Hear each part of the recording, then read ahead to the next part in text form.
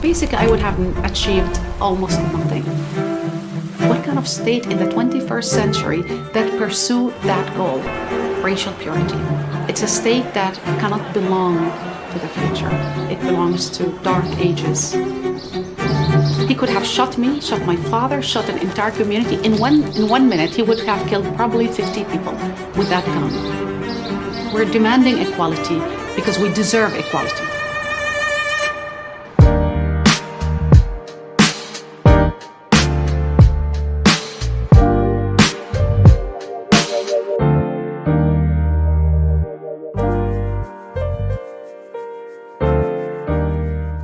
Rula, first of all, thank you very much for finding time for this interview, as I know you have a very busy schedule. And so I know that I would like to start our interview a little bit from the beginning on, because today you are a strong and successful woman, but I know that you had many challenges to overcome on your way to the position you hold today. And starting from the beginning on, what were the main challenges you had to face whilst growing up in Palestine? Diana, thank you for this. I am really happy and pleased to be with you on your first face-to-face interview. Thank you. So the challenges growing up were many. You know, I grew up in an orphanage. I grew up in a country that saw people like myself as enemy, as demographic threats, as unwanted. I knew my country did not want me to be there because I was born into the wrong tribe, so to speak. Meaning, my ethnicity in the eyes of the state was a threat.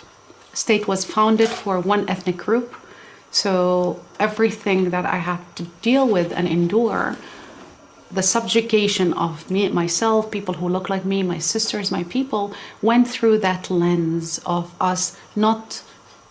And I remember one politician in parliament said something saying, you know, we didn't finish the job with you. In 1948, Ben Gurion didn't finish the job, meaning he didn't kill all of you or expel all of you.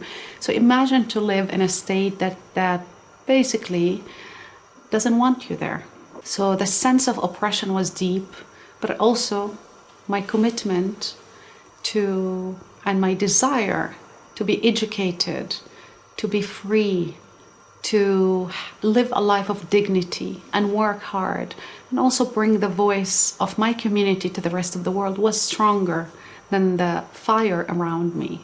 Do you remember what little Rula, 10-year-old Rula, dream about? I remember one thing that shaped my life a lot, and I remember I was late to school because in the weekend I would go see my sick dad who was sick, who had cancer, and I would go visit him in the old city of Jerusalem. And I remember walking us to college, to school basically in the morning, and we were a little late that morning because my father wasn't feeling very well. He was doing chemo and other therapies. And I remember walking with him, and a police officer, basically a soldier, stopped us and asked for documents because there's checkpoints between my home and my school. And he took his document, looked it up. And by the way, this is the same soldier who was stationed there for maybe 6 months. He knew who my father was. He knew that my father lived there. So he saw us many times, but yet he understood we're in a rush and he wanted to disrupt our routine. So he took the document, looked it up, and dropped it on the floor. And it was it was February, it was rainy, muddy, so it dropped on the mud. And I could see the desire of that soldier in his eyes, a desire to see my father, a dignified man, on his knees. And I looked at my father and I could see he was frail. He was not weak, but he was tired. He was sick, and he was, you know, holding the hands of his 2 daughters. And I remember in that moment, I dropped on the floor. I took the ID card, I gave it to my father, said, "We're late, Dad, we need to go." I intervened because I don't want to see my father humiliated. So what was my dream? In that moment, I decided to stand up to oppressors everywhere for the rest of my life. People who use and abuse their power to subjugate, humiliate, dominate, control others have to be called out in front of the international arena, meaning in front of the public opinion, because in the court of the public opinion, not in the court system that, decide, who's right or who's wrong, but in the court of the public opinion, this oppression should not stand. So in that moment, my dream was to become an international journalist, basically, and to become somehow somebody who advocate for the least privileged, the oppressed minorities. It's very nice to know that today you accomplished this dream. But you mentioned that you grew up in the orphanage. What did this experience growing up there with the other children teach you?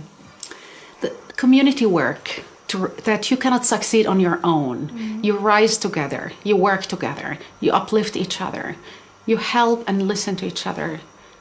Basically, you look at the future with eyes of hope, but in the same time, you know that you're surrounded by a support system that really actually help you to move forward, but also challenges you, because it's like we created a community of sisters who would call me out on my mistakes, on my failings, and hold me to account, or actually hold me to higher standard, meaning they're not surprised that I succeeded. This is exactly what they expected. This is exactly what I was trained for and I was educated for. The result is not the result that happened casually, occasionally. It happened because it's systematic, hard work, commitment, studying hard, working hard. I mean, like you and many other women around the world, we're multitasking. I'm writing a book, I'm writing a screenplay for a documentary, I'm on television doing interviews, I'm giving lectures. And also I do my philanthropic work. In the same time, I'm a mother, I'm a sister, I have family. So all of this is part of our life. But you know what? We strive in life to actually work hard to build a better future, a community, to invest in the next generation. So if I think of, what I accomplished, I hope that I helped others or inspire others to follow on the same path. This orphanage where you grew up, does it exist today? And what's going on there at the moment? Yes, the orphanage was established in 1948 by a woman. Her name is Hind al-Husseini. She died in 1994 when I left the country to go to Italy to study. And the orphanage still exists. And there's hundreds of girls. Many of them are only from Jerusalem because Israel built a wall. So any orphan who is in Gaza today, and after 4 or 5 wars against Gaza, there's so many girls and orphans that actually need to have access to education. And the best way to stabilize any country is actually to give them education. Yet Israel refuses and still denies them access to the orphanage, which is the only place where they could actually have a future, better future, have access to education, free their minds. I mean, imagine what education can give you. It's the best weapon to beat all odds. So we have girls from the West Bank, the occupied territories, and again, they're blocked behind walls. The wall actually limited the access of these women to education, especially orphans and oppressed, women. Mm-hmm. So when we talk about women's rights, we don't hold to the same standard countries like Israel, that is supported by the United States, protected by the United States, defended by the United States in every venue, even when it commits atrocity and war crimes, and even when it denied girls and women access to education. I look at the hypocrisy of all of this. We call out, the Afghans, and we call out other countries, rightly so, because they deny women access to education. But to a different level, but to a certain extent, there's many women who are really eager to get educated in the Palestinian territories and are denied basic access to education. I mean, in a small city like Hebron, children have to walk around miles and miles and miles to avoid terrorism from Jewish supremacists who stand in their way and torture and beat young children who all they want is to have a path to school and education that is safe. And who's standing there? The Israel army. They look at them. They're actually there to protect these supremacists. And they don't care about the life of these children. And when you call out these crimes, very often the United States support Israel with $3.8 billion, and they defend them in every venue, everywhere. So I think we are in a cross point where if the school to survive, that orphanage to survive, we need to apply some kind of pressure so Israel can allow women and girls to have an education. I presume this is also the reason why you had to leave the country. What chances would you have if you had stayed there? Zero. I would have never succeeded in any way or shape or form the way I succeeded outside. I owe my success and I have my deep gratitude to Italy, which became my country as well. Because in 1993, the prime minister then at the time, the late Prime Minister Carlo Azeglio Ciampi gave me a scholarship. He believed in education. He didn't look at me as a black Muslim woman, skinny. He didn't care, or Palestinian. He thought I was a good student and he gave me education. And if I look at my country, as a woman from my background, with my humble background, there was no way I had access to education. And maybe I would have access to a college, but it would not be recognized a degree from the state. Then it would have blocked my pathway to work in the media. I don't think they have Palestinian journalists. I mean, I think they had one or two who, after a while, I guess they put them aside, whatever. But to that level of freedom and pursuing my journalists, basically, criticism and my journalism, investigative journalism. I mean, I can work in the United States, I can work in Europe, and I can criticize the government. I can call them out on their misdeeds. I cannot do that in my country. Because as soon as one of these journalists, I believe, did that, immediately she was put at the door. I was like, this is an authoritarian state. It's an apartheid state. And will stamp out criticism. I believe 2 days ago, they outlawed every human rights organization that is a Palestinian organization. So imagine, even one that was basically addressing the issue of agriculture. Imagine if you're threatened by words, by criticism, by people who are threatened usually by criticism, dictators. When you live under tyranny, you know that you open your mouth, you can get killed. We know that very well because we have a lot of journalists around the world who get killed left and right. Look at Saudi Arabia, look at other countries. But if you look at Israel, they basically shut your mouth. So if I would have stayed in my country, I would have achieved almost nothing. And I always wonder, I really always wonder for any state that push away people because of their opinions, their ideas, their words, but also because of who they are, because they were born with different ethnic group or different skin color, that kind of state, what kind of future that kind of state can have. It becomes a project of exclusion, a project of hate, but also a project of supremacy. It's a project of purity, racial purity. What kind of state in the 21st century that pursue that goal, racial purity? It's a state that cannot belong to the future. It belongs to dark ages. And sadly, by doing what they're doing, they're pushing people like myself who are democratic, open-minded, liberal, believers, real believers in democracy, dignity, human rights. They're pushing us out. But I think the problem is that this system goes far beyond the borders because, I know this in my own experience, if we share information about Palestine, even if we just, shoot a video where an artist mentions word occupation, we have problems in promoting them or posting them on YouTube or some other resources. There's a complicity of social media networks, especially Facebook and YouTube, where Palestine is viewed through the prism of what Israel wants. So they're not even Israel, the government, the right-wing government, whose sitting prime minister, bragged about killing Palestinians, saying there's nothing wrong with that. I killed many. He said that, and I quote him. Naftali Bennett said, I killed many Palestinians. But when he called YouTube or Facebook and tell them to censor Palestinian voices and criticism, they do that.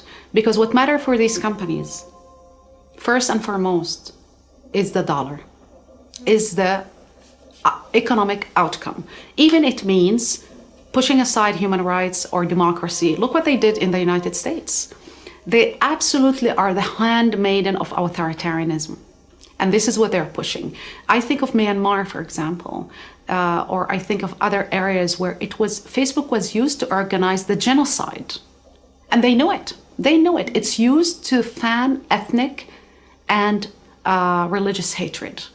And crimes are being committed because of the kind of propaganda and the kind of censorship that is rampant on these social media. I think it's time to act. You are the one that you're not afraid of acting, because I know that you spoke openly on US media and you talked about the biased media coverage. Yes.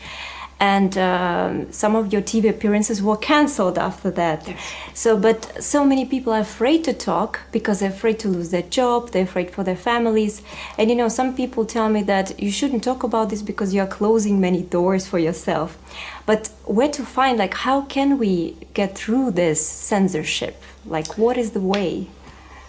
There's only one way, and it's to speak up regardless of the cost.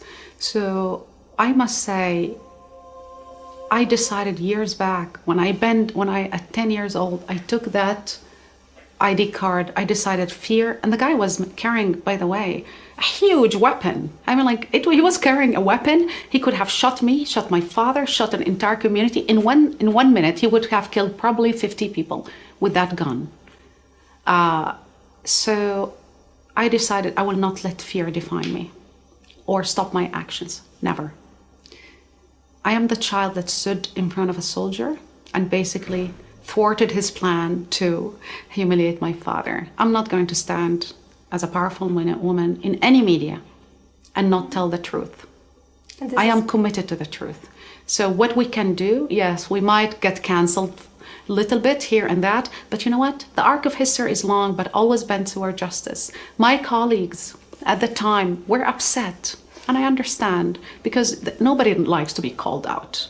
But I will never forget that they invited me back after a while. They actually start re-examining their coverage of the Palestinian-Israel conflict. And if you look at the coverage, 2014, during the war in Gaza, and the war in Gaza in 2020, the difference is stark. But it's because of bold actions of people like myself, not only me, because there's many others, in the US media who pushed and challenged and called out, because power never concede without demand. Never did and never will. And I think we need to absolutely continue to call out these media organizations because we expect better than them. We deserve better than them. The public opinion deserves better than the propaganda and the lies and conspiracy theories. But above all, than censorship. A lot of people are terrified. And they tell me behind private doors, I don't want the lobbyist group to call me. I don't want the ambassador to call me. And I said, you know what? If your fear is more important than people are dying, you're in the wrong job. You need to go sell ice cream. If you want to be loved, go sell ice cream. But if you want to be in this business, which is under the spotlight of the public opinion, you need to be bold and brave and courageous and stand up for what's right, not what's popular. People died for us to speak truth to power. So let's celebrate that we're in an era where, yes, you might be fired or lose some appearances, but you're not going to be dragged and murdered behind a dumpster. It can happen. I mean, it happened to Jamal Khashoggi, but it is a rare in Western media. And I think we live in the time when we have so much information everywhere, but it's also challenging for people because, it's very difficult to find independent sources or just to distinguish where there are the facts and where fiction, And you mentioned once that in your interview that totalitarian regimes are based on people who can't distinguish facts from fiction. But where can people find the truth today?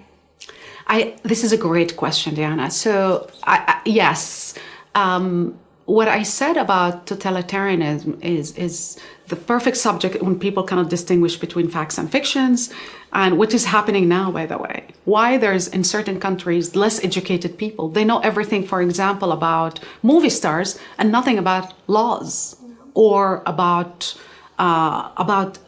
existential issues, whether climate change action, the war on terror. I mean, the debate over the war on terror was so pathetic. $7 trillion were spent, countries were destroyed, those countries destabilized America's democracy. And the debate was like, oh, we left Afghanistan too soon, and maybe we should have stayed, maybe 2000. Instead of examining the policies that were put in place, that were failed policies, bankrupt policies, disastrous policies, racist policies. So where do you find the truth? Find it in journalists that have been consistent.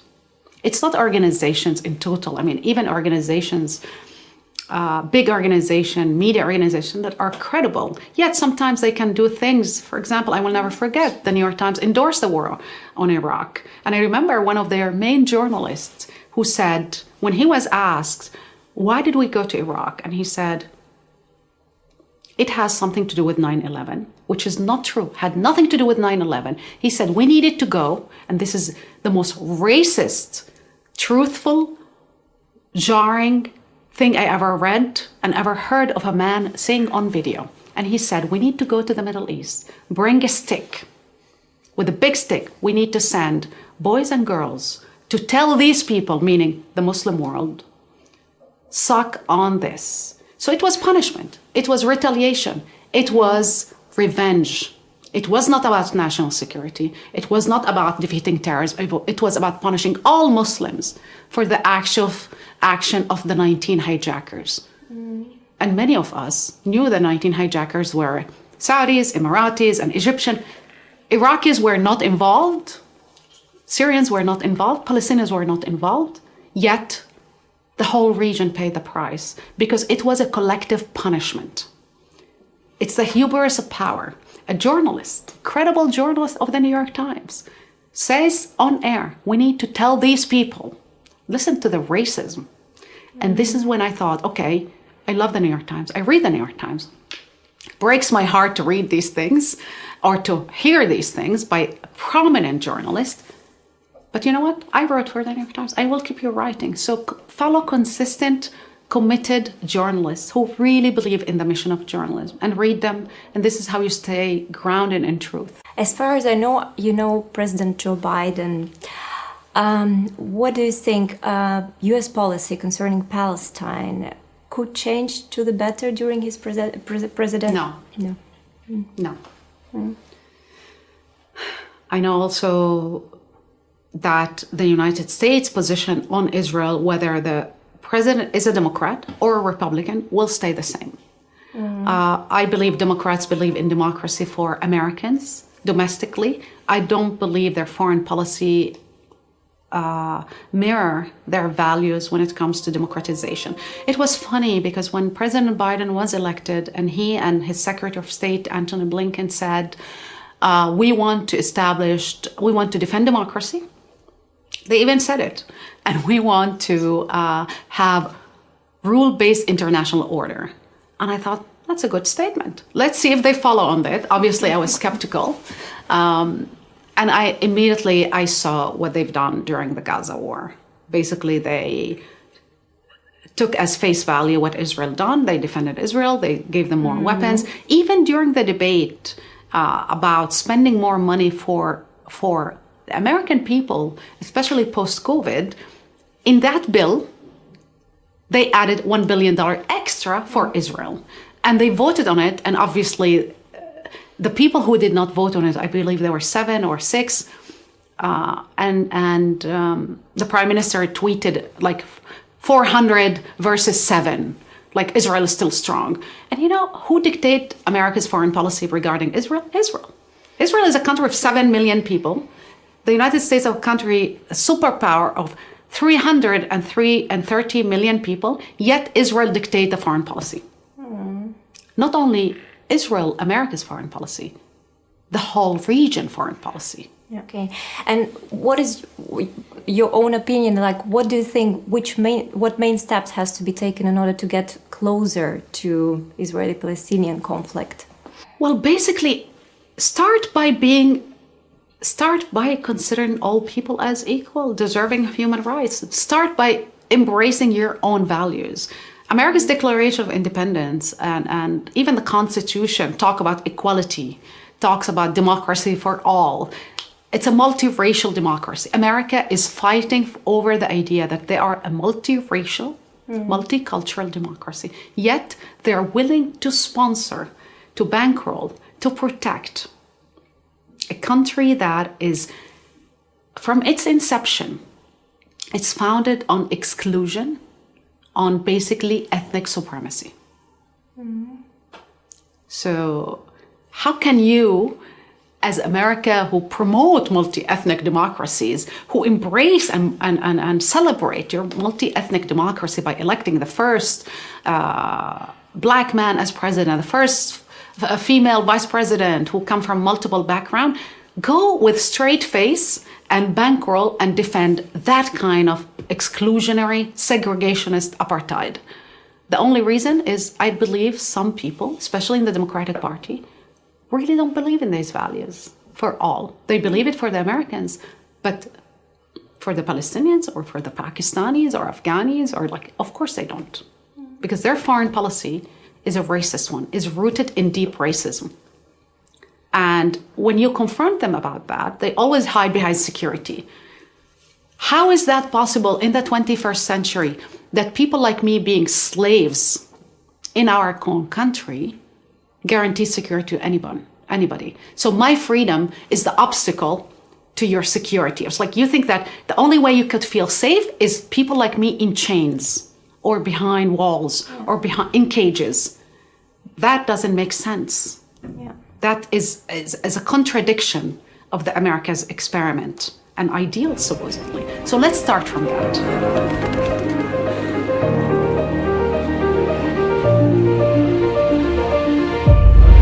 Rula, if you could change one thing in the world, what would it be? I would make sure that education is not a privilege for the few, but is a right for all. I would make sure that girls are never excluded from accessing to education and to schools. I would make sure that generations of leaders think always that we're all born equal and we all deserve equal rights.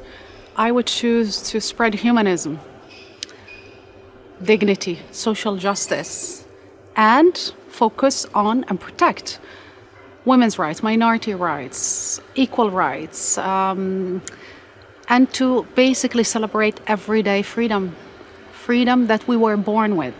It's not granted from one government, from one regime, from one prince or one king. It is given to us at the moment of our birth. It's our birthright. So I would choose to make a celebration on a daily basis of that moment where we all are treated as equal, as free human beings. I really still cannot believe in the 21st century the issue of equality is a controversial issue. Yeah. And I wonder, do we need to wait? How many hundreds of years do you need to wait to be considered as equal or have equal access to opportunities, equal pay, or equal representation? I still cannot believe that we still need to convince certain countries. And by the way, I'm talking about Western civilizations or people who claim to be part of the Western civilization, and that women deserve equal rights. They are 50% of the population, and they need to be represented at every level of government, civil society, cultural institution, everywhere. You know, in Italy, for example, we're sitting here and you have 100 cultural institutions, universities, whatever. Only 8 are led by women. One of them was elected actually last month after 800 years of the establishment of the University of Padua. For the first time, they elected a woman president. The first time in 800 years. So if I look at the issue, I think there's so much to do. But again, we need to put this in laws to force these companies, governments to implement equality otherwise to be sanctioned. Because we need to start by basically pushing them to implement the change. Otherwise, they're not going to do it. It's not that we're going to wake up one morning and I was like, yeah, I like equality, let's start implementing. No. There's a law, and it should be implemented by law. And then slowly, organically, it become a natural process. There was a controversy in Italy 2 months back because they invited me to a TV show, and I was the only woman, and there were 7 men. And I declined. I said, I'm not going to attend. I refuse. And I think every woman can start doing this, taking a stand. Take a stand. Refuse what is not normal, because it is not normal in the 21st century in a G7 state to be the only represented in a room full of men. Talking over you, interrupting you, bullying you. But not, regardless of that, I want to open the door to other women and girls. I want to hear their point of view. It's like, excluding them is like driving with one eye. You have one view and one view only. And you don't see, tridimensional views of the world. There's point of views that are so important to be included. And I think if we're not on the table, we're going to be eaten alive on the menu.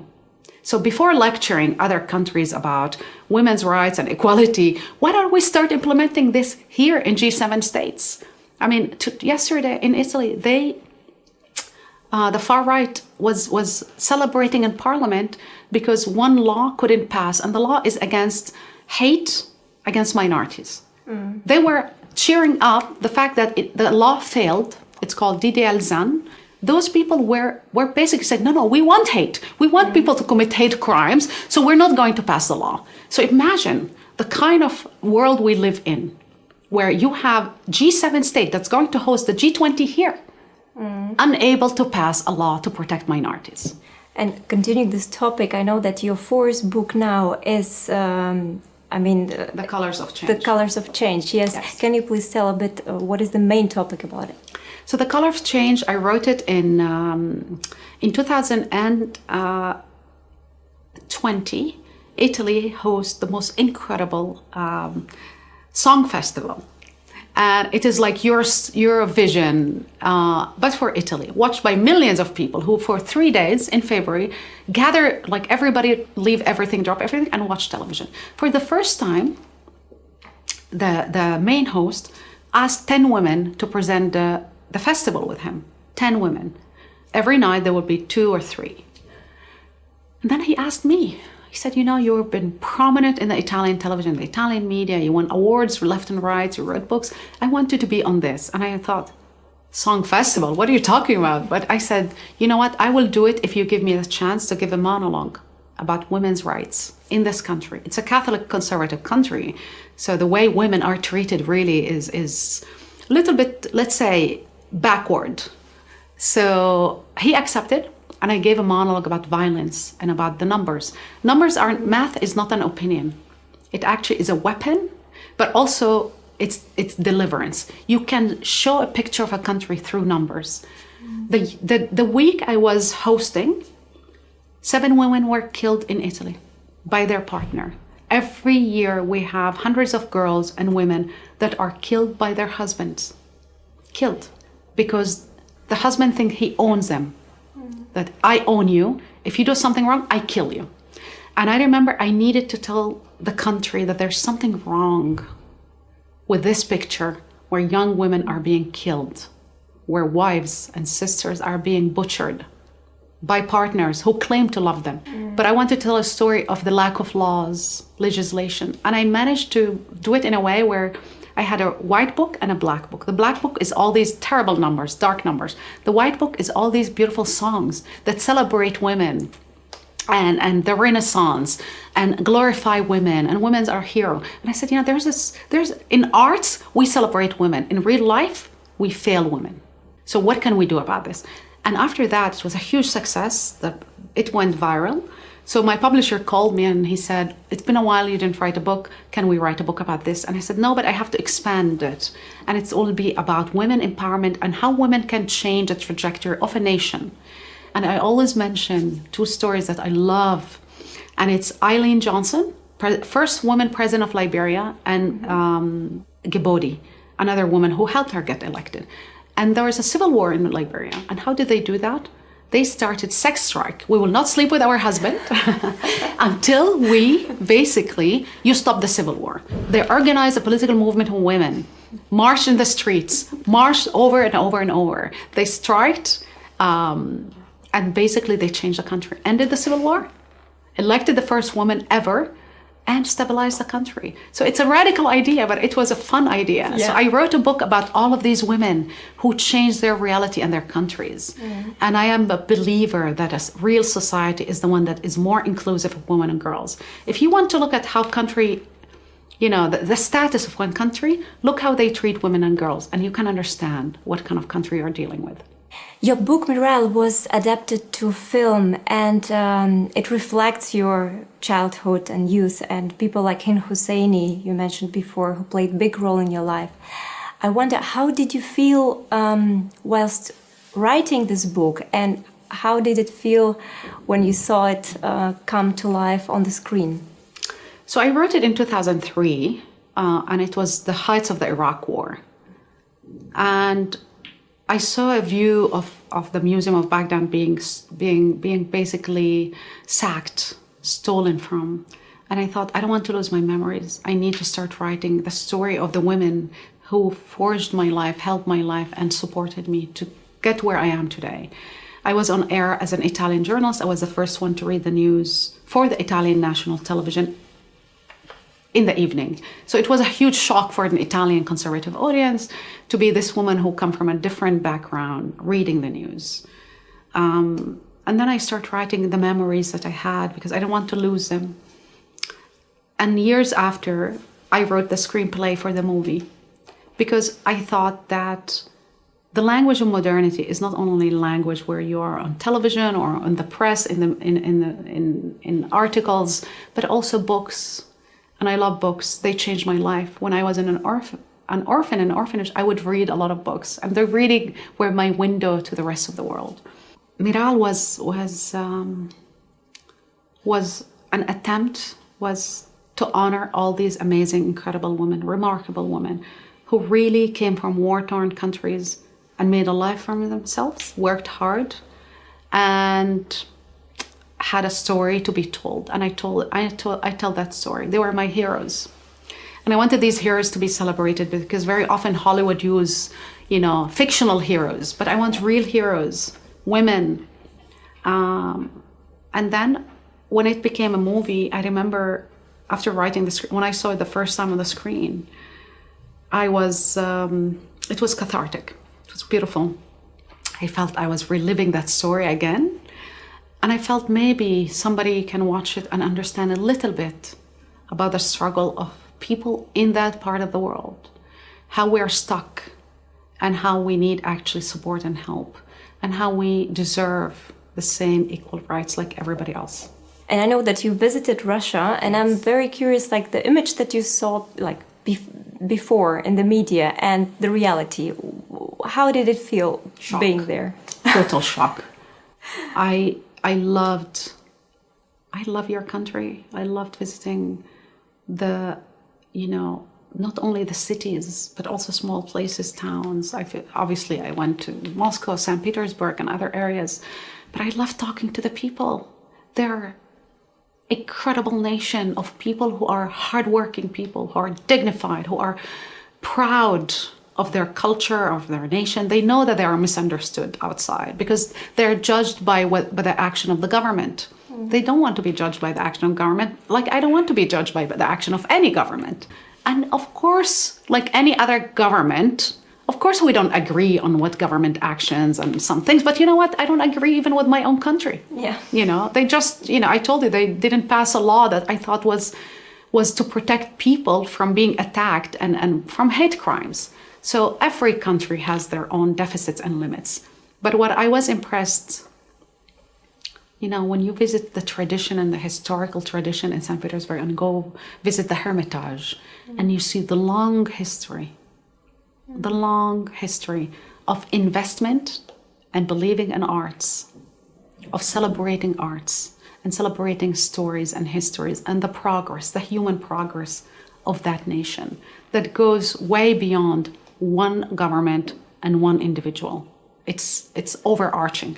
Yeah, it's very nice to know your, impression about it, because when I see all the Hollywood movies or films, like Russians are always like bad heroes. Palestinians too, by the way. Exactly. Palestinians, Arabs, Muslims, brown and black people, until recently, were like the enemy all the time. I mean, it's like, my movie, I think, was the first movie that showed Palestinian as a human being. Was the first one. And you know what? They boycotted it. They didn't want it to air. They were complaining and I got so many, hate calls saying, how dare you show Palestinians as normal people? So you know what? Of course, anybody that dare to challenge the status quo or the dominant narrative is called all kind of names. But I think something is changing. The younger generation of people doesn't want to belong to this divisionist world. They want to actually connect on a human level, one-to-one, with younger and younger generation of Russians, of Palestinians, of Americans, who want to actually understand each other on a value level. For example, the fight for climate change. And you see all of these huge marches around the world. There's a lot of Russian kids. There's a lot of Mexican kids. There's a lot of Palestinian kids. It's a common fight for our humanity. Yeah. It's not against one or against another. It's for survival at this point. So I love to see these things. And I think maybe Russia can open up more to this global youth movement that is fighting for the right values. And I think we all can benefit when governments allow us to come together around common values, common issues, and above all, common fights. We all benefit from that. And yes, sometimes, we're concerned and scared of criticism. I mean, I see the Chinese government, any small criticism, like panic and overreact and whatever. But in the end, I think it's actually, sometimes it makes, I grew up with 3,000 girls. They were criticizing me all the time. Obviously, I'm not a government.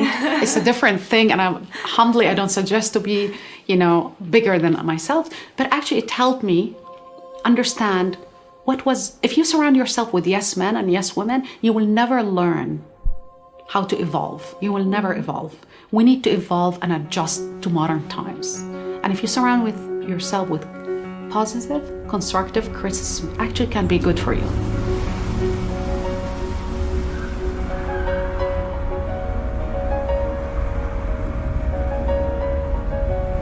And what is your favorite quote or life motto?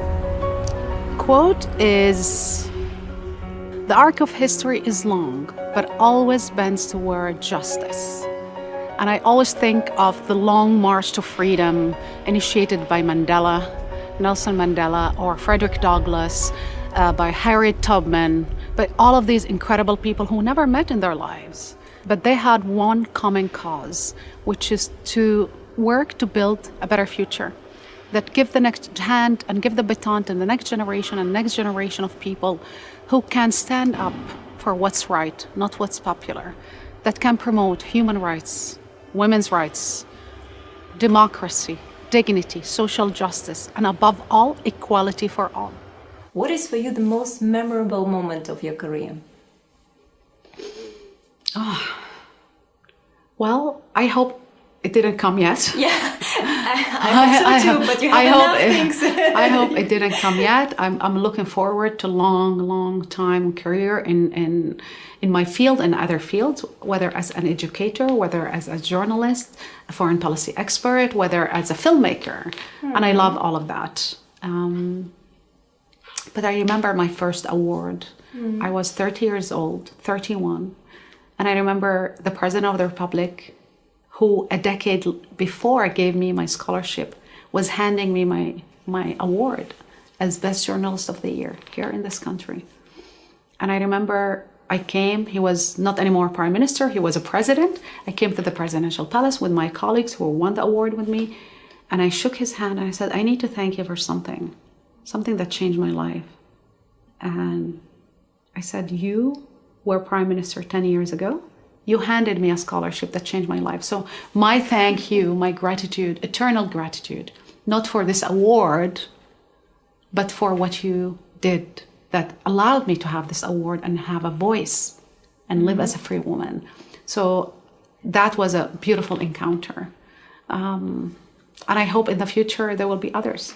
I know that you're a very active person. You have so many fields, and it's very difficult to get it all in one person. So my question is, where do you find your source of energy and inspiration? What are the tools? I try to listen, especially to people who endured harsh things and came on top, meaning people who weren't held back by their difficult reality, but they took it as a call to action. They stepped up and took the lead. So those people inspire me so much. I mean, I obviously try to meet them. I met Nadia Murad, who was raped by ISIS, who was a sex slave, and then she became a spokesperson for her community, the Yazidi. Then she became Nobel Peace Laureate. And then she became ambassador for the United Nations. And I remember the first time she went to the United Nations, she took her veil. She was hiding her face every time she spoke, but then that was a moment of courage. She took her veil and she stood and looked at the world and asked them, called them to act. So I am inspired by these women and by these incredible activists who stand up in the face of evil and don't get destroyed, but act to basically to create a response that's made of compassion, of love, of empathy for other survivors. This helps me a lot. It energizes me when I know these stories. But what energizes me also to be rooted in my community. Our food, our Palestinian food, I cook a lot, just relaxes me. I put some music and I cook. I love gardening, like my father. I'm not good at it, but I love to walk in gardens. It just, nature gives me a lot of energy. And I try to lead a healthy life, as much as possible with my rhythm. I know when to shut down and take some time for myself and protect myself, and when to be more, when to give and when to take. I try to find a balance. It's not easy, but if you're burned out, you're not helping anybody. So I try not to get to that level of burnout. I get some time for myself, which is selfish a little bit, but sometimes you need it to recharge and carry on. And the last, but I think a very important question, what is happiness for you? Happiness. Happiness is rooted in the fact that I'm the most happy when I am free in nature, not constrained by any entity. Let's say I'm happy in countries and places with people I love, but also when I don't feel oppressed. I'm happy when I know that I am valued and accepted, and I'm happy when I know that countries and communities are in the right trajectory. I'm happy when I see that our human community is working to uplift each other and not put each other down. I'm happy in a garden. I'm happy when I see a jasmine tree and make me think of the jasmine, vine that my father planted for my mother that still grows and blossom and lives on. So I'm happy when I think that we can plant something that we don't have to benefit from, but somebody else in the next generation can enjoy and value and basically celebrate. Thank you, Rula. Thank you so much for your time and for being such a great example and inspiration for so many women and in general people in the world. Thank you so much. Thank you. Thank you.